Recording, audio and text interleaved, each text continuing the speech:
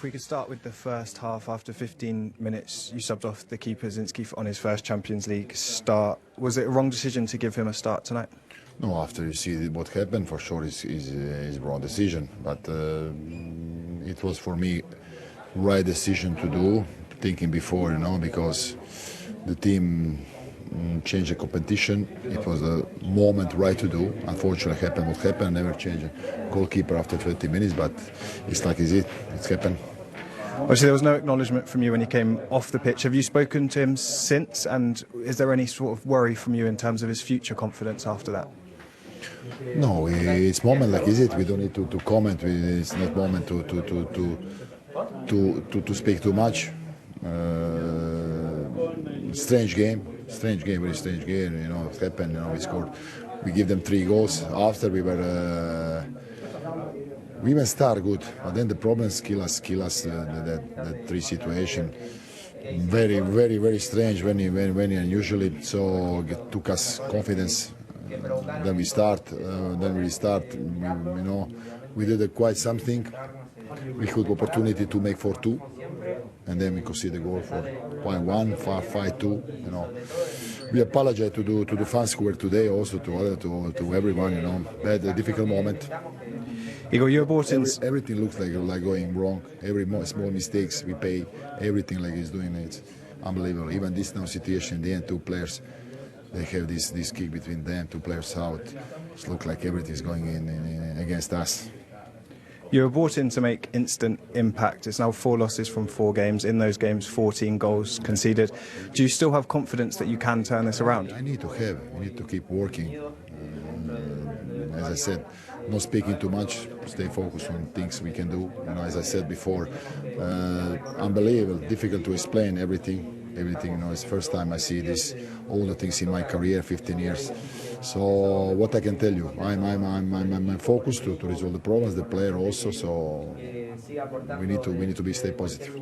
When things are difficult, you will be asked to explain what's going wrong. Do you expect to be given time from the club to turn this around? It's not about me. It's not moment even to explain too much. In the way we need to stay calm and less talking. Less talking, better is. In terms of less talking, you've made changes, you've tried to change things in games. Why do you believe things aren't working? No, I said better less talking. Now it's not moment to try to give big explanation. We need to stay calm and continue. Thanks, Igor. Thanks, mate. Well, that was a quick. I don't even think it was a goodbye, but look, we've seen tonight he doesn't really like saying goodbye to many people, does he? Straight down the tunnel after the game, no acknowledgement of the travelling fans. Look, he would rather not speak, but questions need to continue to be asked, and he must provide answers. He is the manager. 100%. Like we say, we talk about Tottenham Hotspur at the moment. They're faceless. Who's in charge of it? Because how can your man who's being put in charge to steer Tottenham in a better direction, in a more safe direction, not want to speak? What sort of messages is he sending there? Yeah. He sent absolutely no message to the players. Did he send a message to the fans? Because he said he apologised to them there. He didn't acknowledge them in the stadium. To say that you're not willing to speak, that's your job.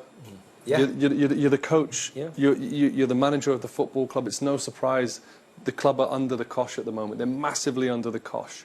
You need someone standing up in front of the media, just to reassuring everyone. You can send messages to your opponents. You can send messages to your players, and it's just not being used. The power of the media. We're in the Premier League. We're in the Champions League. It was spiky yesterday before the game, and you would have thought.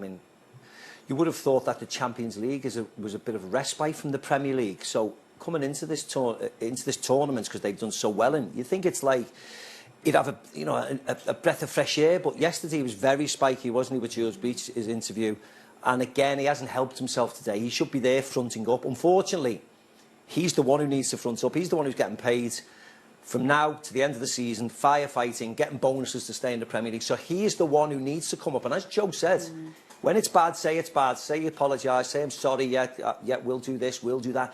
And have this air of positivity. We understand it was bad luck today. We understand the first 3 goals. And you're right, Romero, Paulinho getting concussion, that'll miss Saturday.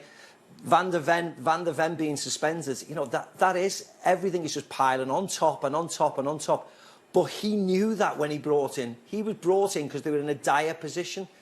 The fact that he's made them more dire is on him. So he has to front up and come out with some positivity, because they've got a great fan base and a wonderful stadium. And if they can't beat Liverpool and they get knocked out next week, they have to beat Tottenham. They have to beat Nottingham Forest, excuse me, at home. So that's what he has to be aiming for. He can't just come out and go, oh, we're terrible, we're terrible, we're terrible, and then move on. He almost tried to say that they were unlucky tonight. Unlucky, yeah. That's not the message that you want to hear, you know. Those you saw there, look, the injuries that Spurs have had to deal with, terrible, for any manager is a lot. And obviously you add Mickey van der Ven to that, suspended in the next game. We can have a look at the fixtures again, actually, because I think it's important. Liverpool away, at Anfield, who are desperate to get points in the Premier League now and try and secure their hopes of Champions League football. Then this second leg at home, and if that doesn't go well, and there's not even a slight improvement, that could be absolutely toxic. Look, it's not his fault, the situation that Tottenham are in. And like I say, this is a real test for me as a pundit, because I don't like doing this. This is not what I got into the game for. He's been in the job for 4 games, and you don't want to stick the boot into the poor fella. No, but I'm just going off.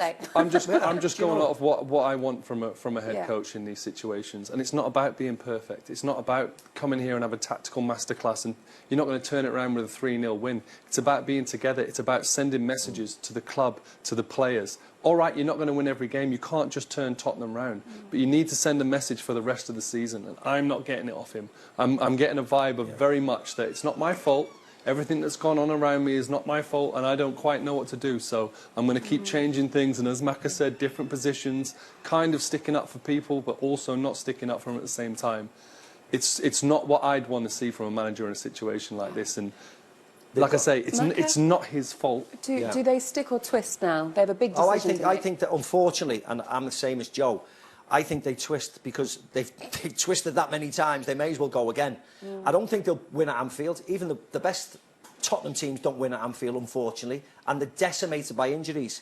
Then they've got Nottingham Forest. I think they're out of this tournament, so they're not going to beat these 3-4, 5-0 at Tottenham. They've got Nottingham Forest at home, and then it's the international break. They have to go plan for that game. They need 3 points against one of their rivals at the bottom of the league. Get that done, they may have a chance. And then they've got the international break, but I think they will twist after what's happened tonight, what I've seen.